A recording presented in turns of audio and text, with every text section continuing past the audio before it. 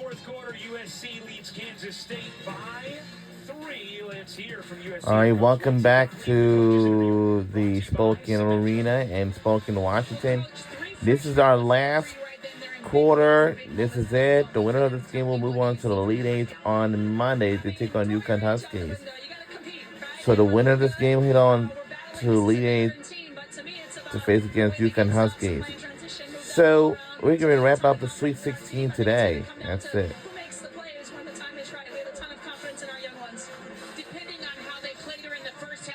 We're halfway mid through the March Madness season because when we hit April, on a couple of days, it's going to be more busier because we have the Final Four as the semifinal. And the second semifinal might be afterwards, but I don't know.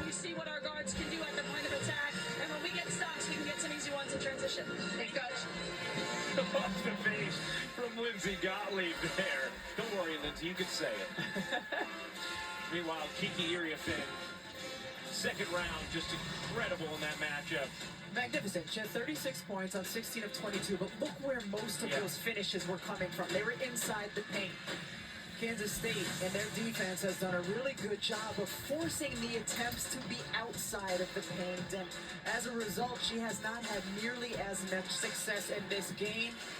How is she getting open? Well, look at the paint is clogged with players, and here was a possession where she came free throw line extended, was able to hit the shot. We've seen a couple from the baseline as well. But 15 to 17 footers for Kiki Iriafen could decide this game in the fourth. 48-45. USC leads Kansas State. A trip to the Elite Eight on the line. Here we go. And fourth quarter is underway now. USC navigating without This is all coming down to this. Whichever team wins this game, hit on for the Elite Eight on Monday. And then whoever wins out of the Elite Eight will be hit on to the semifinals.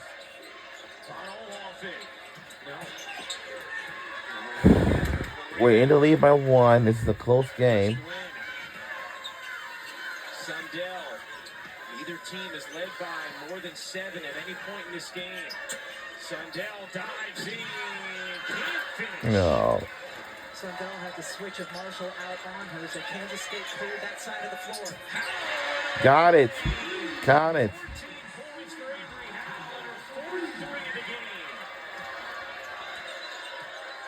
Avery Howell hit some huge shots when USC beat UConn in Hartford earlier this year. She hit some huge shots when they beat UCLA in Westwood. She is accustomed to bigger moments. Lee draws the double. Walker. We're going to get around towel, elevating and dropping it in. Diana Walker with a big bucket.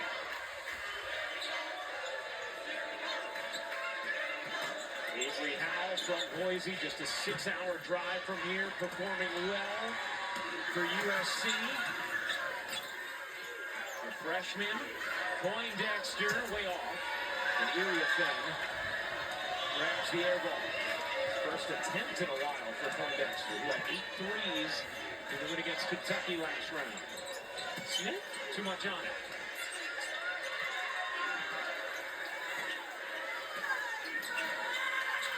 Here's Glenn. Poindexter guarded by Iriafen. And Lindsay Gottlieb talking about the way she works defensively, and there ends up drawing the foul on Lee as she was chasing Poindexter. Poindexter was coming in off the screen, and Aoka Lee was not yet set. But yes, this is what Kiki Iriafen has been doing all game. Is chasing around staggered screens, defending out on the perimeter, switching onto guards as well. She's really showed the complement of what she can do defensively. And both she and Lindsay Gottlieb yesterday talked to us about the way Kiki has grown defensively this season, specifically with how she has been able to hang with guards. How? Not that time. And out of bounds to Kansas State.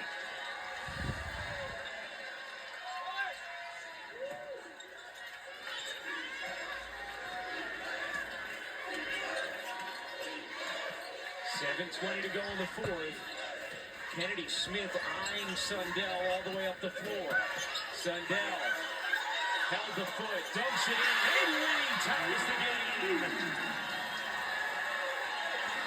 51 all. Rhea Marshall felt there should have been a travel. 10-3 run from Kansas State. Marshall banks it in. That's a matchup that USC has the advantage because Sundell is 6'2" in size, but does not have the strength to stay with Marshall inside. Poindexter flips it back out to Sundell. Sundell has 18 points, 5 rebounds, 5 assists. Poindexter in and out. Here's Heckel. It's 6:30 to go in the fourth. And USC leading by 2. That's going to split the difference. Howell ends up free. Howell. No. Marshall. The switch defensively came, and as a result, Marshall was able to crash into the paint, which gave her the position for that offensive board. Marshall answering the bell in this second half, now with 8 points after 2 in the first. USC's lead is 4, and Jeff Madigan liked what he was seeing develop or not develop there for Kansas State, and we'll take a timeout. 5:56 to go in the fourth, 4-point USC lead. Rhea Marshall sees the switch, and so now her player is on her back. She's able to get in, scoop it up, deliver, celebrate.